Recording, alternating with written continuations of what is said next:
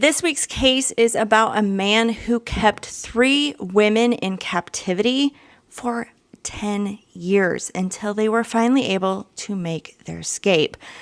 So, let's get started.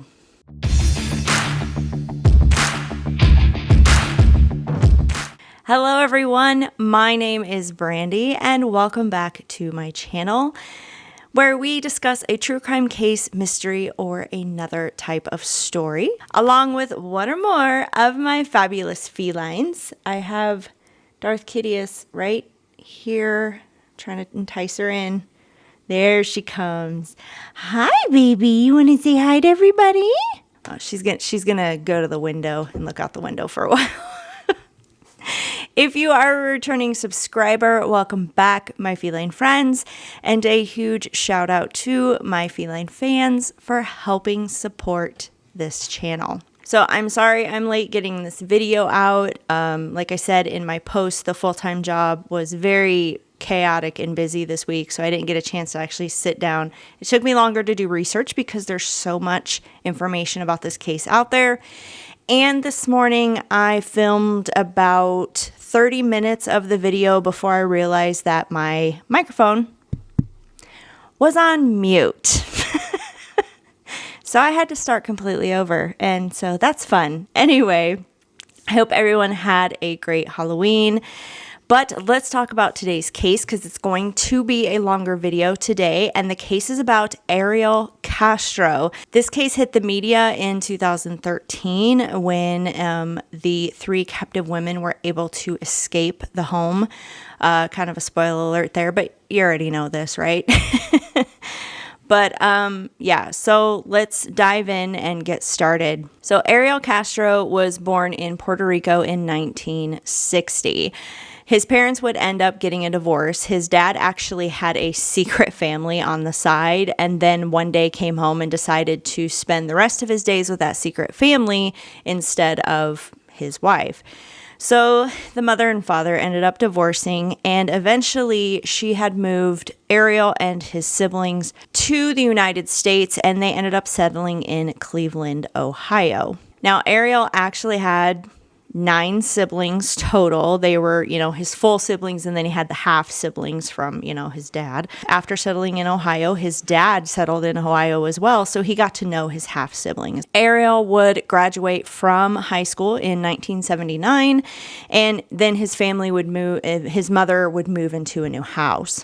Now, across the street lived a young woman named Grimilda. She actually went by Nilda, too. So after moving into this house, he met her and they started dating. Now, they hit it off and started a life together. Now, they never officially got married, but they were considered common law marriage because they lived together, and they ended up having 4 children together, 3 girls and 1 boy. Ariel got a job as a bus driver for the community school district, and in 1992, Ariel bought, the house at 2207 Seymour Avenue, and he moved his common law wife and children into it. The house had 2 stories with a basement and an attic. So, it wasn't necessarily a small house. It had 4 bedrooms, 1 bathroom, and it was about 1,400 square feet of living space. Apparently, after the family moved into this house, Ariel began getting pretty violent with his common law wife, with Grimilda. He'd end up breaking Grimilda's nose, ribs, and both arms at one point, arms at different times. Worst came when Ariel would end up throwing her down some stairs, and she cracked her skull, and it caused a blood clot in her brain that actually metastasized into a brain tumor, and it was inoperable. So it's something that she had to deal with. Now, that happened in 1993, and Ariel was arrested for domestic violence, but he was not indicted by the grand jury because Grimilda refused to press charges because she was afraid of him. So for 3 more years, Grimilda put up with his violence, and in 1996 she finally had enough and she moved out of the house with her 4 children. Now, the police actually got involved this time and helped Grimilda move out of the house while they kept Ariel in a jail cell. And again, when it was time for him to, face his charges, Grimilda withdrew and said that she wasn't going to press charges. So they let him go and the charges were dropped. But at least she was away from him, However, even after Grimilda moved away, Ariel will still threaten her, and he would attack her when he could, and he caused her multiple injuries even after they were no longer together. She even would accuse him of, he would go to the school and pick up their daughters that they shared, and then would take them back to his house and tell Grimilda that she couldn't have them. So he was essentially kidnapping their daughters. Now, when Grimilda started dating a new man named Fernando, Ariel actually tried to run over him with his car. So he was a jealous man, obviously. Grimilda was able to get a restraining order officially in 2005, where she was like, I'm not dropping charges anymore. And things did seem to calm down with her and Ariel. You kind of know why, because as of 2003, he had a captive. But despite all this, Ariel reportedly had a pretty good relationship with his daughters. He even doted on them and, bought them gifts. His son was a little rocky relationship. It appears that they were civil, as his son would visit him a couple times, but I don't think it was a good relationship. I mean, one daughter even lived with him for a while prior to him kidnapping his first victim. And even after the kidnappings, which we'll get into, is his daughters would regularly visit him. Now, unfortunately, Grimilda would end up passing away in 2012 due to complications of her brain tumor. And Grimilda's sister has come out in the press and said if it wasn't for Ariel, her sister would still be alive. So in 2002, that's when Ariel decided to cross the line and actually go right into kidnapping and hostage situation. His first victim was named Michelle Knight. Michelle was born in 1981 in Cleveland, Ohio. Now, she did come from a destitute, very poor family, and they were so poor they couldn't even afford a couch or a stove. Michelle had said that if she even wanted a warm hot dog, she had to hold it in front of a space heater. Now, Michelle had a very rough start in life. When she was a young girl, she was sexually assaulted by a male family member. After this incident, I'm not sure if she reported it or not, but I read somewhere that nobody believed her. So she ended up running away from home, and she did end up coming back after a couple nights of being cold and hungry and, in the rain and stuff, and she had no other place to stay. Michelle's trauma continued as a teenager. She became pregnant at 17, apparently by being sexually assaulted by 3 different classmates of hers. Michelle would end up dropping out of school due to the pregnancy and just, the trauma of it all. And she would give birth to a boy several months later. Michelle loved her son. Michelle saw her son as hers. She doted on him. She was a good mother. But unfortunately, trying to raise a son at that young age, throw in the fact that you're poor, you have no money. And unfortunately, certain events happened in the home where the state ended up taking custody of Michelle's son. Now, the story that is told is that apparently Michelle's mother, who she was living with, was dating this boyfriend who was violent and an alcoholic.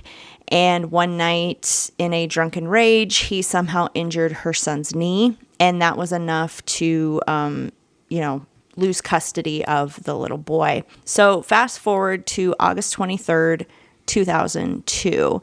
Michelle is now 21 years old. The state still has custody of her son, and she's actually due to a social work appointment to talk about this to try to get her son back. Well, she not only was having trouble finding a ride, but she could not find the address that was given to her. And so she was stopping in at various businesses asking, do you know where this address is? I can't find it. Then she heard behind her, well, I'll give you a ride. When she turned, she recognized Ariel Castro. Now, Michelle had known Ariel's daughters, and so she had known Ariel from around the neighborhood as well.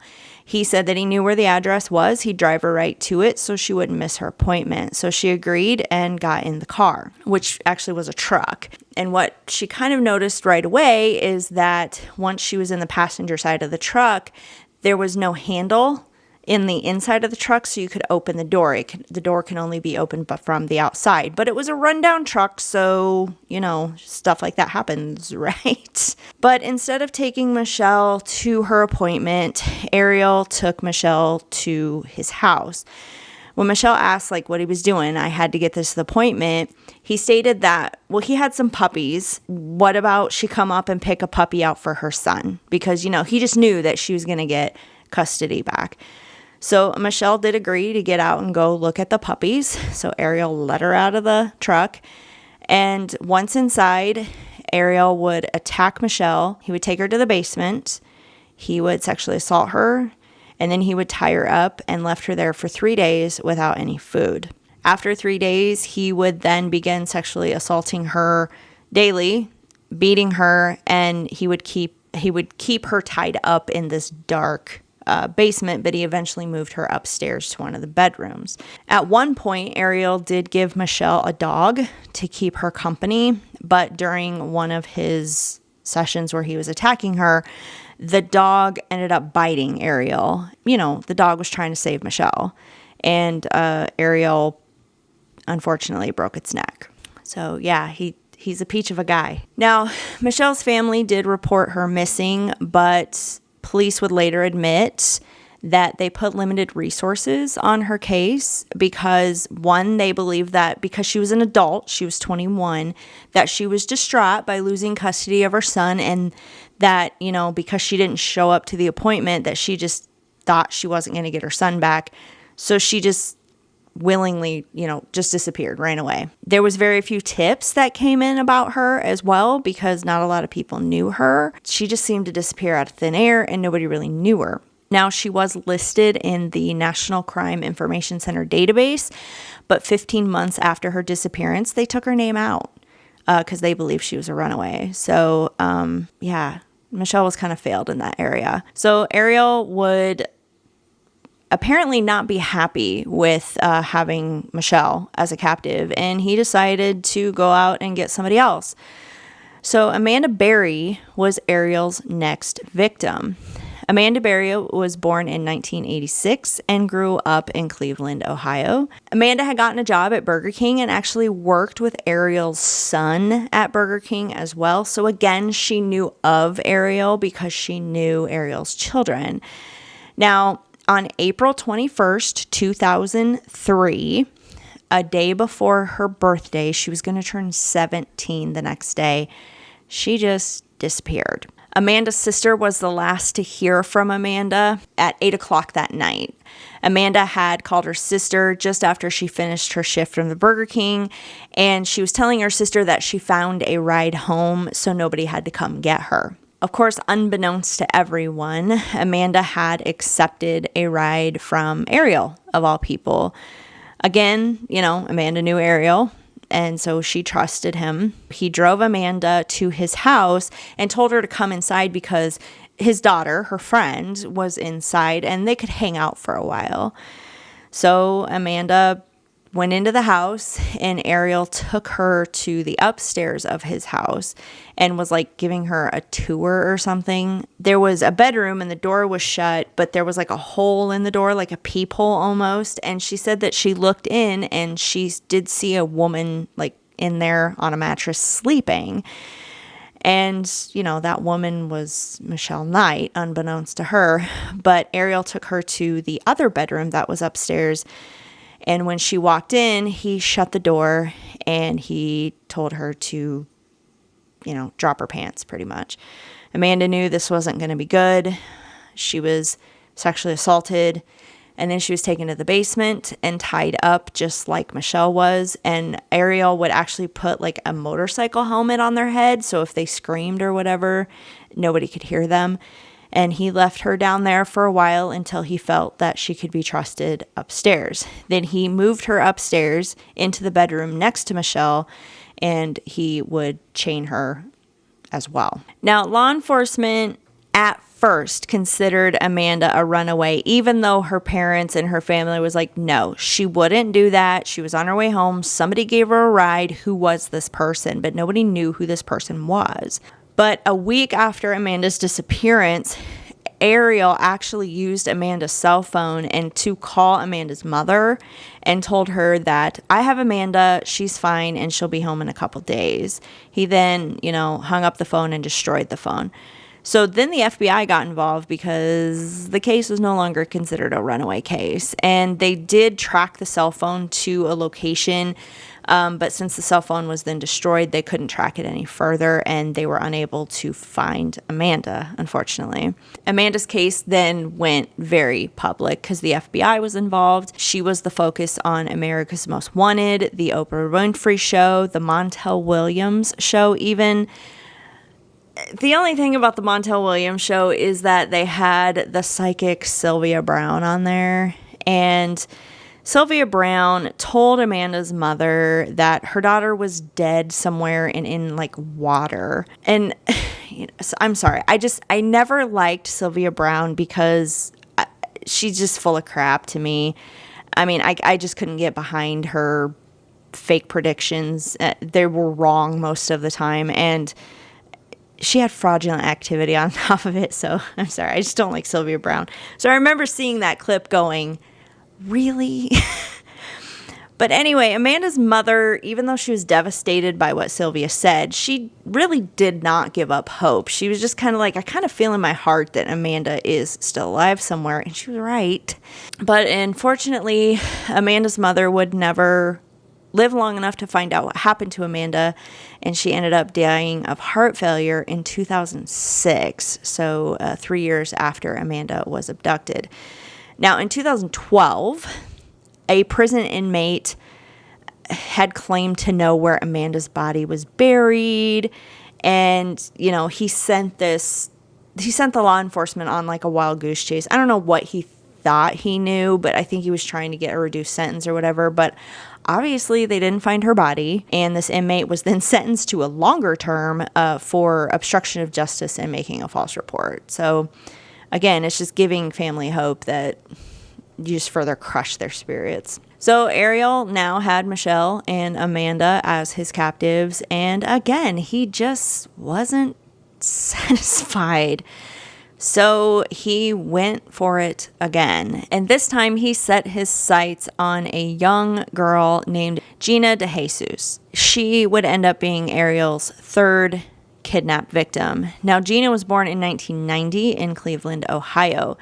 Gina had a very tight-knit family, her mother, a father, a sister, and a brother, and they all looked out for each other. On the day Gina was taken, which was April 2nd, 2004, Gina was actually hanging around with Ariel's daughter, Arlene. Gina actually had stopped at a payphone right outside of her school to call her mother and ask if Arlene could spend the night. Now, her mom said no because they had plans or whatever, so Gina and Arlene split ways. Unbeknownst to Gina and Arlene, Ariel had come to pick up Arlene from school, but saw Gina.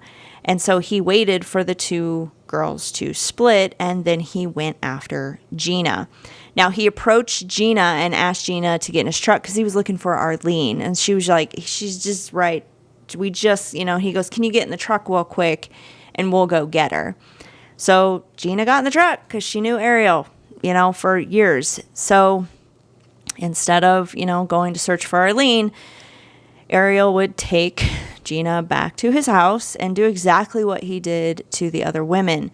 He coerced her inside, took her to the basement, sexually assaulted her, tied her up, put the helmet on her, and then after a while, when he thought that he could trust her, he took her upstairs. Gina was the youngest victim at 14 years old. Now, because no one witnessed Gina getting into the truck or, her abduction, an Amber Alert wasn't issued. Now, her family was really mad about this, but they didn't have anything to go on. Nobody witnessed anything. Gina's family would never stop looking for her. They were in constant contact with the police and the FBI. She was on America's Most Wanted along with Amanda because the police figured out that these two were related kidnappings. Now, ironically, Ariel's own son, the one he was kind of estranged from, he was a journalism student at the time.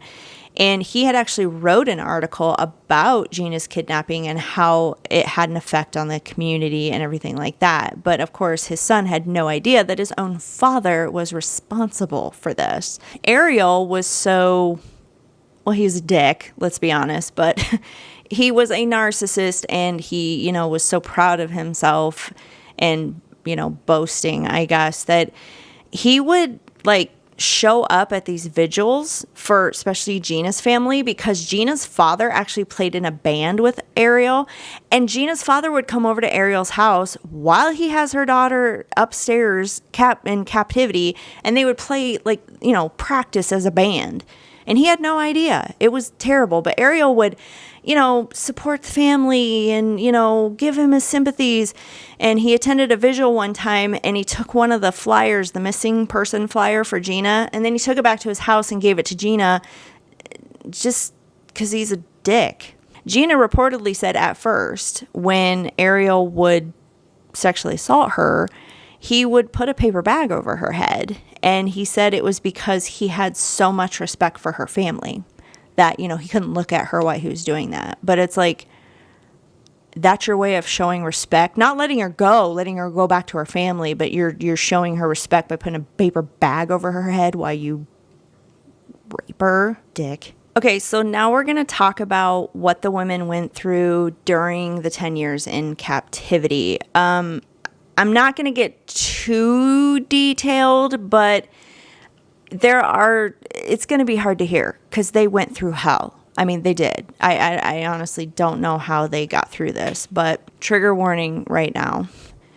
So during the time the women were kept in captivity, it was pretty horrible conditions, as you can imagine. After initially keeping the women in the basement, he eventually moved them to the top level of his home. Michelle was kept upstairs in a bedroom, and Amanda was kept in the bedroom next door, like I said. When Gina was abducted, she was moved into the same room with Michelle. Now, Ariel had created this network of chains and, anything that can bound a person, and they actually went through the walls and stuff. So the girls were actually all connected together at one point when they were chained up. He had altered the bedrooms so that the bedroom's doors could be sealed, heavily sealed shut, so you couldn't break out of them. He also boarded up all the windows so nobody could see in, and the girls couldn't see out or try to flag anybody to, get anybody's attention. Because his house was the houses were really close to each other. So, you could probably look in another window and be like, help. The rooms themselves were filthy. He would lock them in those rooms and chain them in those rooms. So it's not like they could go downstairs to the bathroom. And what he would do is he would just put buckets in their room, and they were supposed to use those buckets for the bathroom. But he very rarely emptied them, so they would overflow or just get everywhere, and it was disgusting. And they weren't allowed to shower either in the beginning. So they went years without being able to clean themselves or shower. They were starved, and they were usually only given food once or twice a week. He would go down and give them fast food, and the women would actually portion out their food to try to make it last as long as possible. They had, obviously no medical treatment the whole time they were in captivity. So if they got sick or something, they just had to hopefully write it out. So eventually, after 4 or 5 years, I'm sure the girls didn't smell very good. So Ariel would start letting them shower, but they were only allowed to shower once per week. And they weren't allowed to use shampoo, conditioner, or anything like that. He kept their hair cut really, really short, so there wasn't a problem there. And when they went into the shower, he would give them a tiny little sliver of soap, and that's all that they had to clean themselves with. And obviously, with all of this, he would sexually assault them sometimes many times per day. So it was daily and sometimes more than daily. Now, Michelle stated that she became pregnant at least 5 times during her captivity. But when Ariel would realize that she was pregnant, he would punch her in the stomach. He would starve her. He even poisoned her once. so that she'd miscarry. One time he used really heavy dumbbells and just kept pounding her in the stomach. Michelle and Gina, of course, shared a room. So when Ariel decided to, assault them, the other one usually was there to watch. So when Ariel would sexually assault Gina, Michelle actually felt sorry for Gina because she was so young and she had to go through this. So Michelle stated that she would hold her hand just to try to get her through it. Gina did state that although she was assaulted many times, she didn't think she ever became pregnant. Now, for Amanda, she was kept by herself in another room. Now, it was reported or thought that Ariel seemed to favor Gina at first because he was a pervert and he liked young women. But after a while, he seemed to favor Amanda because she had blonde hair. So he started keeping her in a separate room. He treated her more like they had a relationship, but he'd still assault her, but I don't know, he seemed to dote on her a little bit more. Now, 3 years after Amanda was abducted, she realized she was pregnant. But instead of Ariel forcing her to miscarry like he did with Michelle, Ariel allowed Amanda to give birth, and in December 2006, she went into labor. So Ariel brought up like one of them plastic kiddie pools and then put Amanda in it to avoid a mess. And he would force Michelle and Gina to help Amanda give birth, and he threatened them both that if this baby died, they would die. He turned the music up really loud so nobody could hear Amanda screamed as she went into labor. Amanda did give birth to a baby girl, and she named her Jocelyn. Despite the circumstances of how this girl came into the world, Ariel doted on his daughter. And, he would leave the women chained up in their rooms, and he would take the daughter outside. He'd buy her bikes. He'd take her to church services every Sunday. I just have a problem with people going to church and then doing something like this. It's just so opposite. Now, Amanda stated that her daughter loved Ariel, like father, called him daddy, and that even though she had her fears, Ariel never laid a hand on Jocelyn. He treated her like a daughter and doted on her constantly. He even allowed Jocelyn to run around the house, but he didn't let the women run around the house. Now, Michelle had expressed bitterness about the situation because, Ariel would never let her carry her pregnancies to term or go into labor. Now, over their captivity, Ariel would, like I said, sexually assault the women daily, even more than once a day. And he would also put them through other types of torture as well. He would physically beat them, and he would play mind games with them. So Ariel would intentionally leave the bedroom door unlocked sometimes where they weren't in their chains. And then when one of the women would try to escape, he would be waiting for them and he'd catch them, and he'd beat them for trying to, run free. Michelle had a single picture of her son with her when she was abducted, and Ariel found the picture and he ripped it up into pieces in front of her and told her that, she'd never see her son again, so she just needs to forget about him. Ariel would also take most of his frustrations out on Michelle. Michelle stated that she felt that he kind of hated her the most out of all three women because she stood her ground and she mouthed off to him a lot. She wasn't beaten down to that submissive state. She still stood her ground when she felt she needed to. Ariel would also force the women to celebrate their abduction day instead of their birthday.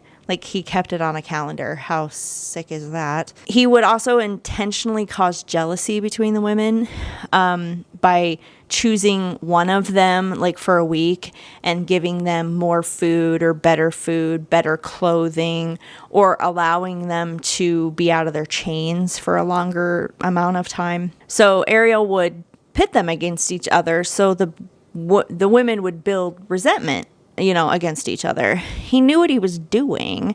He didn't want the women to build trust with each other because if they all ganged up on him, he was probably going to be in trouble. Ariel would eventually give the women a television in their rooms, and but that was part of the torture, is that he would force them to watch the news coverage or like the America's Most Wanted sessions or whatever on their cases, well, on Gina and Amanda's cases, where their family would be talking and crying about their missing daughters.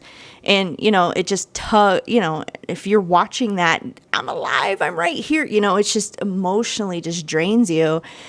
However, Michelle, she didn't have any media around her because of the circumstances, and Ariel would taunt her and say, your family don't care about you. Ain't you glad I took you? And, you're lucky you're here because they don't love you. They hate you, stuff like that. So he would then use that to get to Michelle. Ariel once took Michelle to the backyard when he was in a rage because she was standing her ground, and he made her dig a grave. And then once she dug the grave, he proceeded to strangle her. What was thought was his, intention was to actually kill her to get rid of her.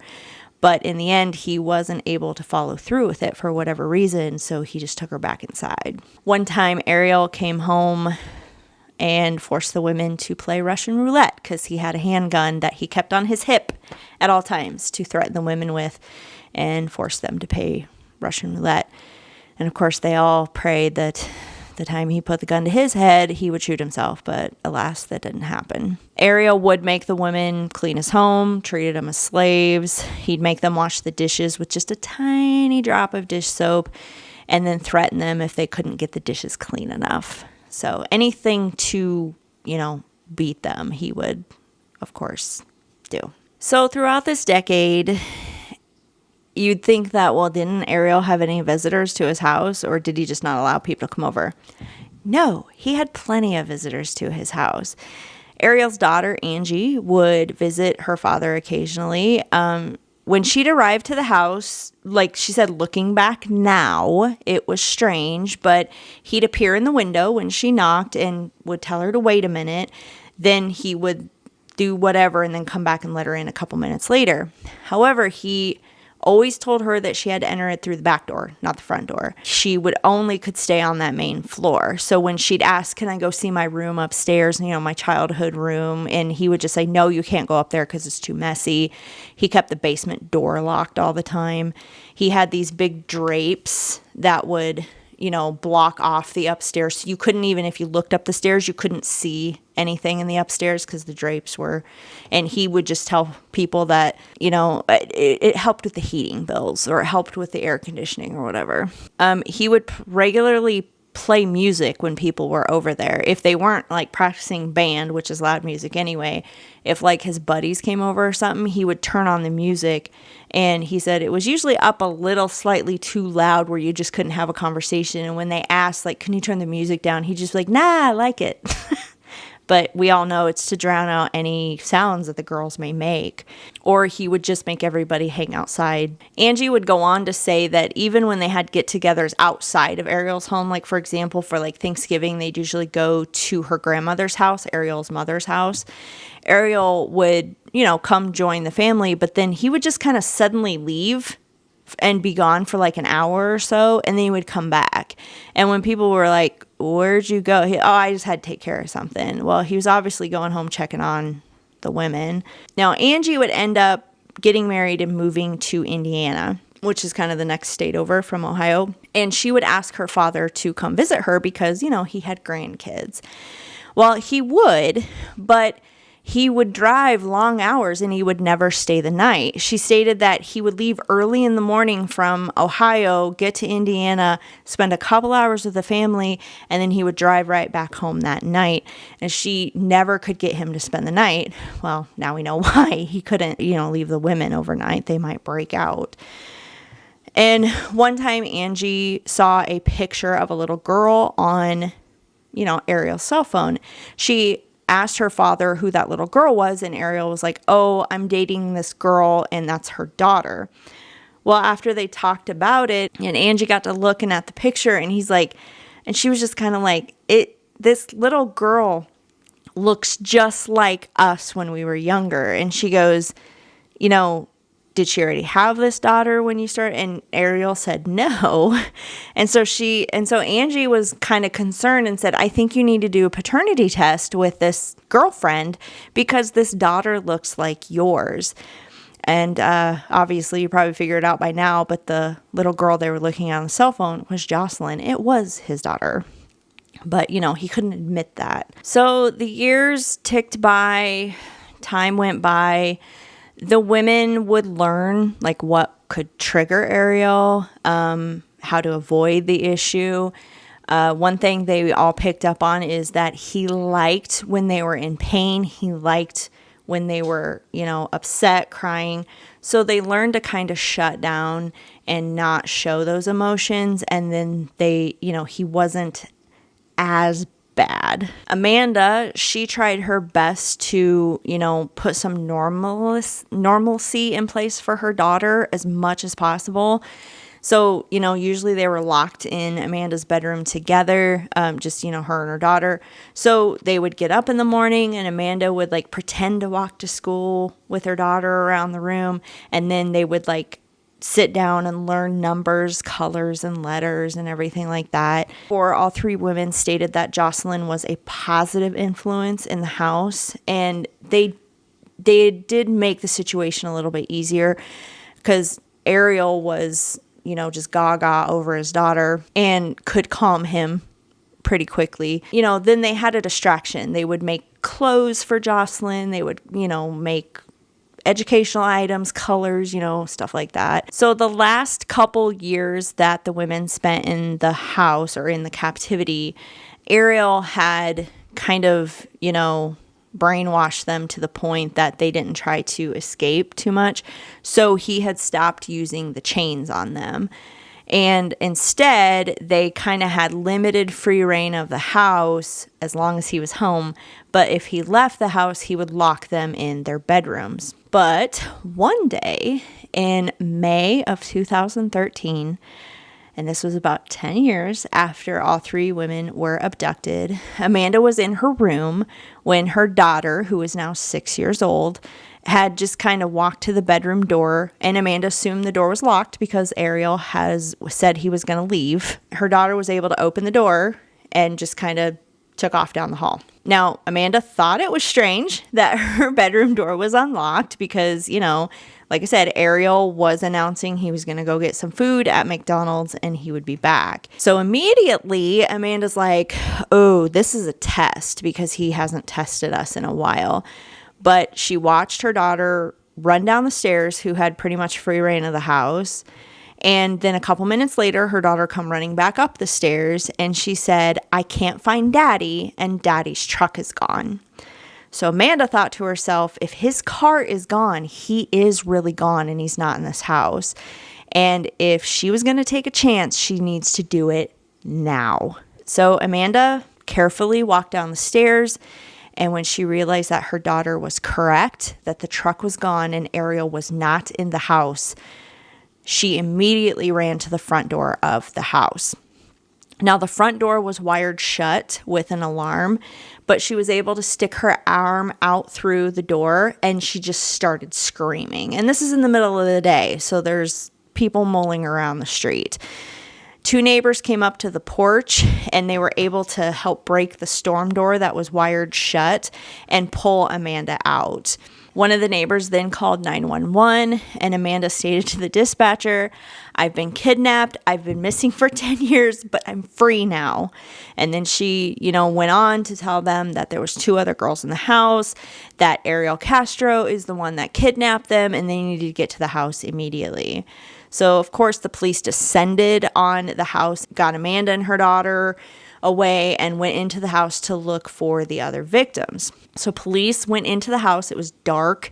Ariel always kept it dark with mirrors all over. Now, Michelle heard the banging because they had to break down the front door. She heard the banging and she actually assumed that Ariel had returned or Ariel never left and had caught Amanda leaving her room and was suffering the consequences. But then she saw police through the little peephole in her door ascend the stairs, and they broke open her bedroom door, and she ran to the police and just collapsed in their arms. Gina was in there too. So they escorted Michelle and Gina out of the house and into the sun in the first time in like 10 years. The police then tracked down Ariel, who was at the local McDonald's, arrested him in the parking lot, and took him to jail. As you can imagine, chaos ensued in the neighborhood. There was police, there was media, there were neighbors. When word got back that these 3 women were found, and one was named Amanda Berry, and we think another one was named Gina, and there was another one named Michelle, Amanda and Gina's family ran down there as well. And so Amanda and Gina were reunited with their families. Now, all 3 women were taken to the hospital because, they went out without medical treatment this whole time. Amanda had a baby. Michelle had a lot of things wrong with her. And then once they got out of the hospital, they were then reunited and went home to their families. Unfortunately for Michelle, her mother had moved several years earlier. She had gotten remarried and moved to Florida. So there wasn't really much family to welcome her home. She did see her brother, but she would not allow her mother, who actually flew up from Florida, to see her while she was still in the hospital. A couple days after Michelle's rescue, her mother saw the news about, these 3 women that were kidnapped and were found alive. So her mother flew to Cleveland and tried to visit Michelle in the hospital, but Michelle stated that she did not want to see her mother or her grandmother and told authorities to send them away. Her mother, who's named Barbara, stated that she had never stopped looking for Michelle, and said that the police are the ones that insisted that she ran off and then removed her from that, national criminal database after 15 months. But periodically, when Barbara would come back from Florida to Cleveland to visit family, she would still put up flyers and look for her. But Michelle I think there's a lot of baggage there. So Michelle wasn't having it and just wasn't interested. Now, authorities have Ariel in custody and they start interrogating him. Ariel would tell authorities that the sex between himself and the 3 women were actually consensual. You had to kidnap them, but the sex was consensual. Okay, dude. He also went so far as to say that many times the women asked him for sex. And since he knew that he had some sort of sexual addiction, that it was their fault because they were keeping this sexual addiction going. Yeah, let's blame the victim. That'll work in your defense, you dick. He was charged with kidnapping, rape, and murder. And the murder charges were from him forcing Michelle to miscarry.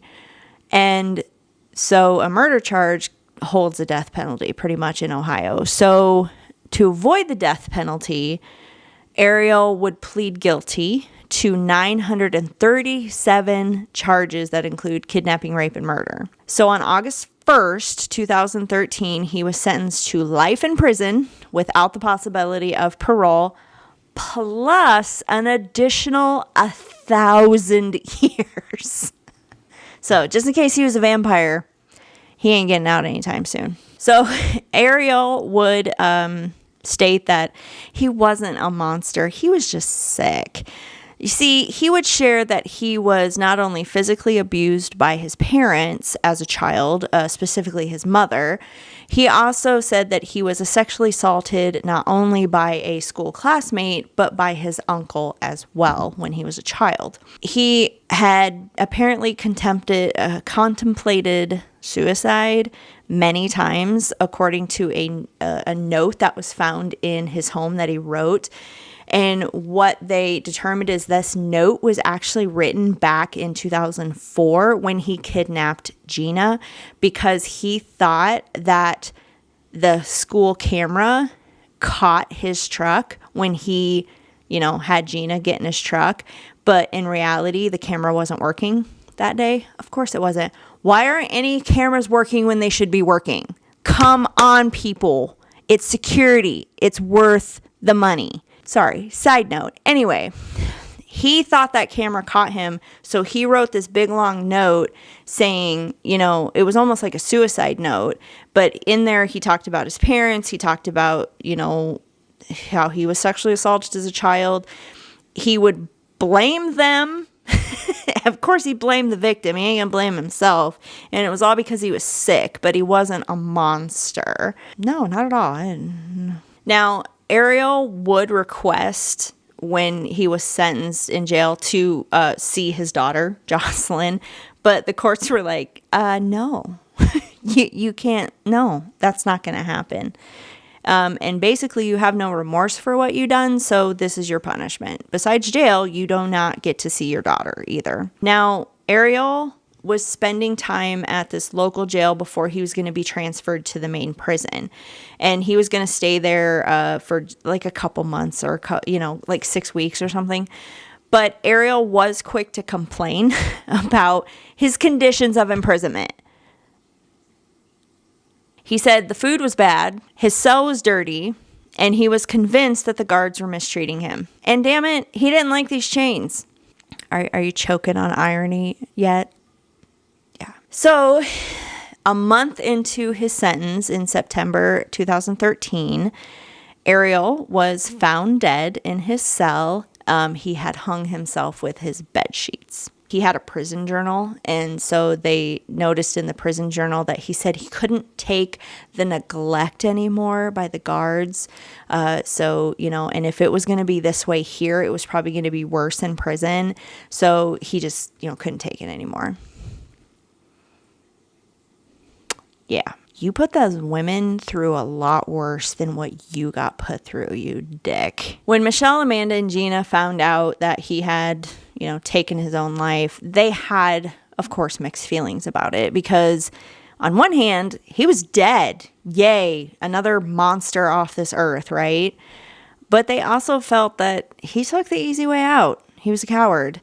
That, he didn't even begin to experience even a fraction of what they went through, and he couldn't handle it. Pussy. So, after all of that, all three women started to rebuild their lives. Michelle was the first to speak out and do some interviews like on Dr. Phil and some news stations. She did write a book entitled Finding Me, A Decade of Darkness. Michelle spent more time in the hospital than the other women due to mostly because she took the brunt of the physical beatings. Because of her forced miscarriages, she is now unable to get pregnant. She also had to have some reconstructive surgery on her face. Michelle did end up changing her name to Lily Rose Lee, and she is now happily married. Her son was adopted out during her captivity, so she was unable to be reunited with her son, when she was freed. She has stated, though, that once he becomes an adult, hopefully he'll reach out or be willing to meet. I could not find where she ever reunited with her mother, so I don't think she ever did, but if you know different, please put it in the comments. As for Amanda, she lives with her daughter and hopes to eventually find love and marriage. Amanda works on a TV segment specifically about missing persons in Northeast Ohio, and Amanda worked together with Gina and wrote a book titled Hope, a Memoir of Survival in Cleveland. Other than that, Amanda stays pretty much to herself. She did put her daughter in public school to show that she's not afraid anymore. So, pretty cool. As for Gina, besides doing the book with Amanda, she also joined the Northeast Ohio Amber Alert Committee, which helps find missing people and provides support for families.